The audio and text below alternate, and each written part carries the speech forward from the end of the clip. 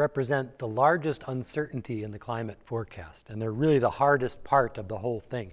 The biggest difference between different climate models in how much they forecast a change in climate is pretty much due to different ways in which different climate models treat clouds. So clouds have two possible ways of impacting the energy budget of the Earth. One is by visible light, and the other is by infrared light. The way clouds affect the visible light is by a process known as scattering. So we've talked before about light coming in and being absorbed by, say, a droplet of water, which means that the energy from the light has been translated into kinetic energy of the molecules in the water, which is the temperature of the water. So you absorb the light, you warm up, and then the warmer droplet will shine energy out in the infrared. So we've seen this before. But another thing that can happen is that the visible light comes in and it's got this electrical dipole, and it can actually induce an electrical dipole in the droplet.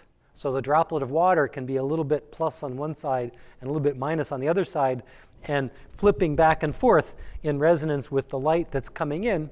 And then this oscillating dipole, which is sort of chained to the frequency of the light that comes in, can create light that then shines out, and it's because the frequency is the same as the light that comes in, what leaves is visible light as well. So this is called scattering. And scattering works best if the size of the cloud droplet is comparable to the size of the wavelength lambda of the light. And it turns out that most cloud droplets are actually much bigger than the wavelengths of visible light. So the smaller the cloud droplet is, the better it can scatter. If cloud droplets are really big, that's when you see dark clouds. They're dark because they're absorbing the light, and you know, if you see dark clouds, you got to take your umbrella because it might rain. Whereas if the clouds are really bright, that means that the cloud droplets are small, and that you just sort of know instinctively based on your experience that bright clouds don't rain as much. And this is why.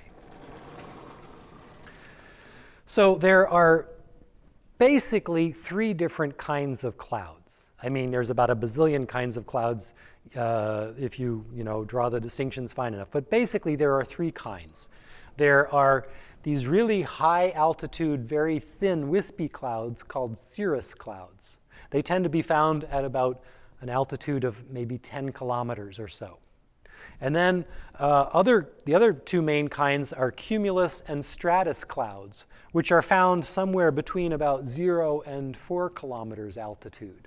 And these are much thicker, much denser clouds with lots more water in them. They are all formed basically when the air is rising. So cumulus clouds are formed by a focused upward motion of air, whereas stratus clouds, which are extremely wide and broad over large areas, are formed by sort of broader scale upward motions. So the distinctions between these clouds are that the cirrus clouds, which are higher up, are in colder air. So these cloud droplets are much colder than the ground. Cirrus clouds are also optically thin. If all you have is cirrus clouds and maybe a few, airplane contrails, you don't even really think of it as a cloudy day because usually the sun can come right through cirrus clouds. They just don't absorb that much light. There's just not that much water up there. Whereas these other clouds are lower altitude where the air is warmer, and they also tend to be much more optically thick. I guess I didn't have anything behind there.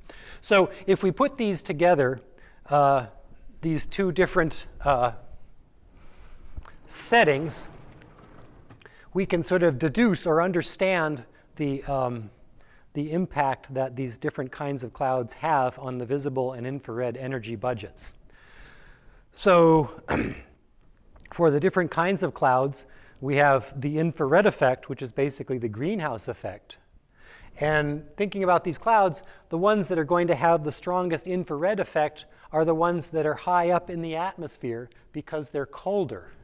And so they're absorbing the warm, the intense infrared light from the warm ground and replacing it with cold infrared light from up where they are. And so they have a very strong effect on the infrared energy balance. And any effect you have on the infrared, as it's affecting the light leaving the planet, tends to make the planet warmer. So a strong impact on the infrared is a strong warming effect on Earth's climate. Whereas low clouds, because they're lower in the atmosphere, they're fairly warm. They're not that much colder than the ground. So if you have really bright infrared coming from the ground and then you absorb it and replace it with almost as bright infrared from not that high, much higher than the ground, you don't have a very strong effect on the infrared energy budget.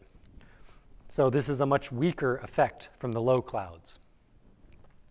In the visible, the high clouds tend to be optically very thin.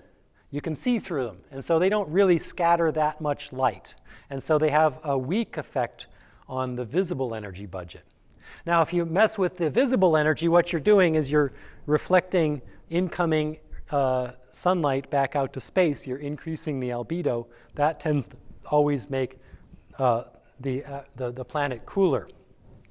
Lower clouds, because they are optically thick, have a stronger cooling effect on the Earth's planet, so on the Earth's temperature.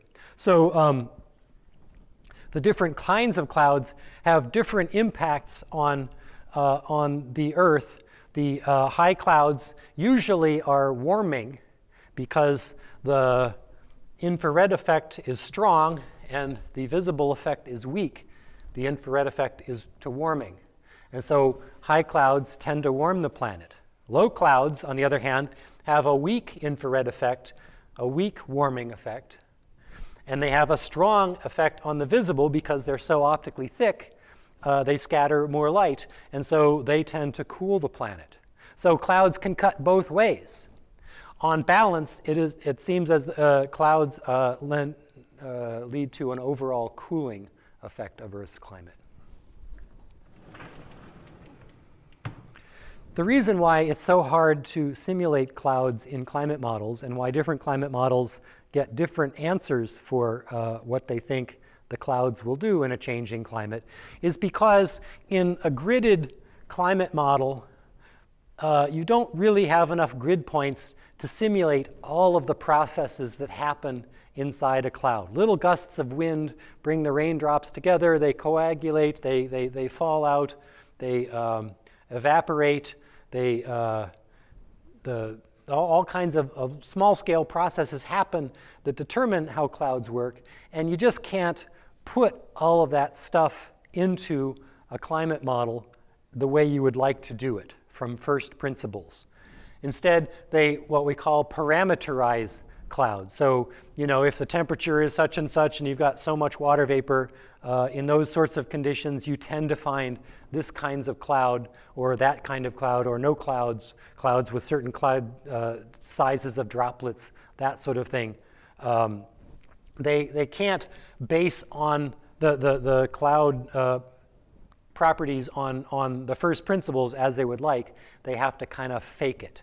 And so that's why modeling clouds is really the hardest part about the climate change forecast.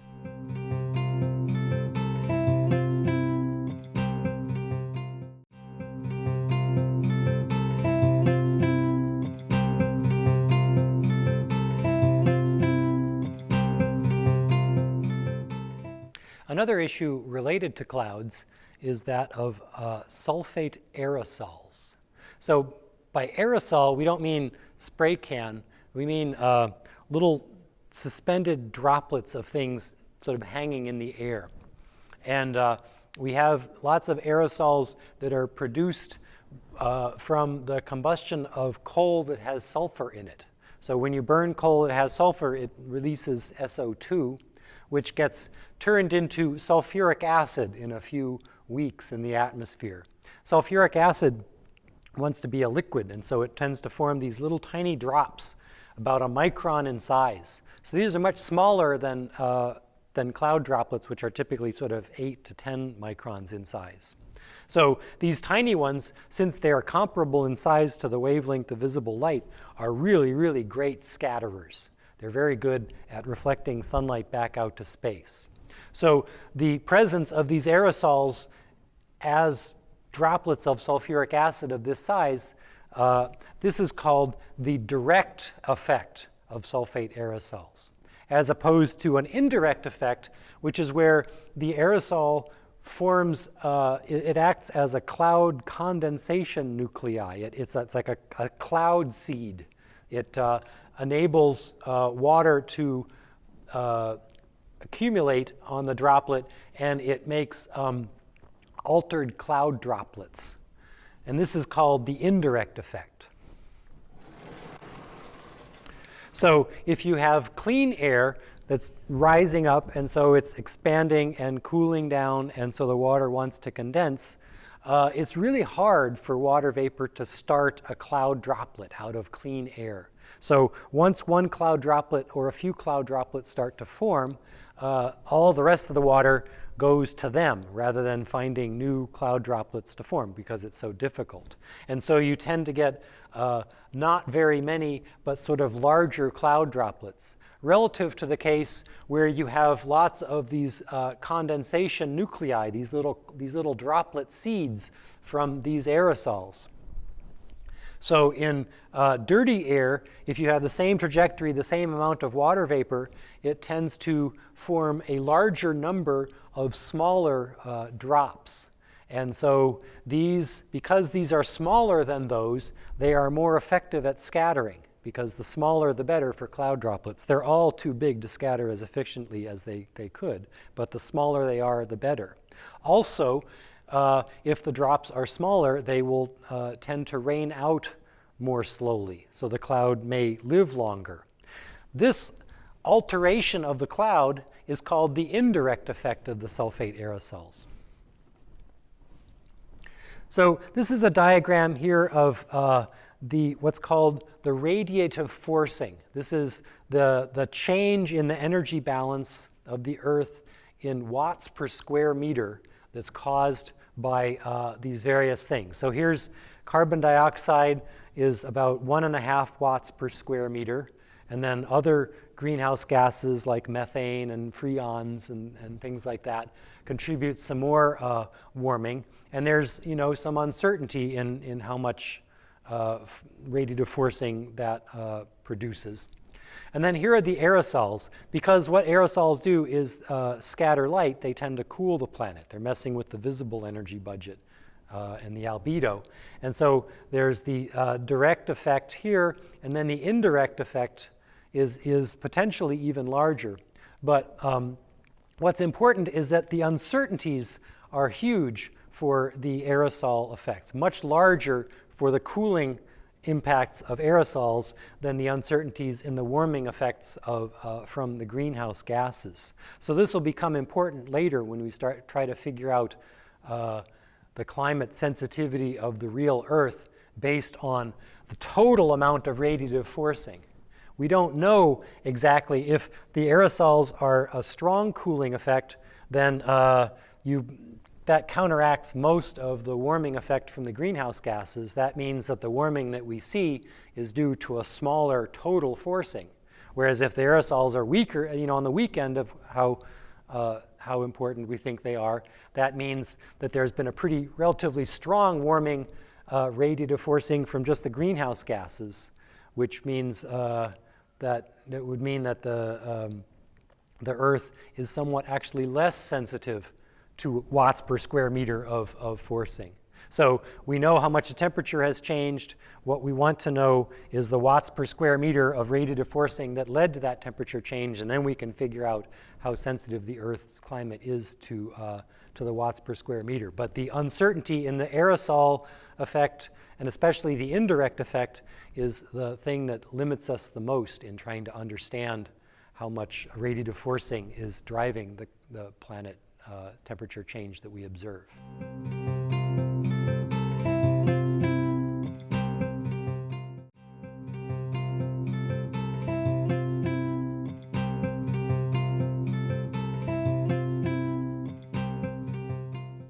We can summarize the impacts of these feedbacks within the context of this, this parameter, this number that climate scientists talk about a lot called the climate sensitivity. So if two climate scientists meet in a bar and they want to discuss, compare their models, the first thing that they'll compare about the two models is what the climate sensitivities of the models are.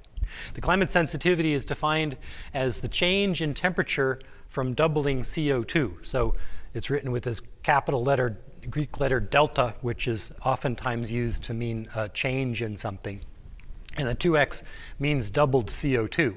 So this is a convenient metric because of the way that the temperature responds to CO2 because of the band saturation effect. You remember that a little bit of greenhouse gas goes a long way, but when you put more and more in, the energy consequences of it get less and less. So what actually, how it seems to work pretty well for CO2 is that any doubling of the CO2 concentration, so here's a doubling, here's a second doubling, here's a third doubling, results in about the same amount of temperature change. And so you can see this curve is kind of flattening out. You should be aware that it takes centuries for the Earth to fully equilibrate, to really change its temperature when you change the CO2. But still, you can kind of use this climate sensitivity to give an order of magnitude, you know, a rough impression of what climate change will be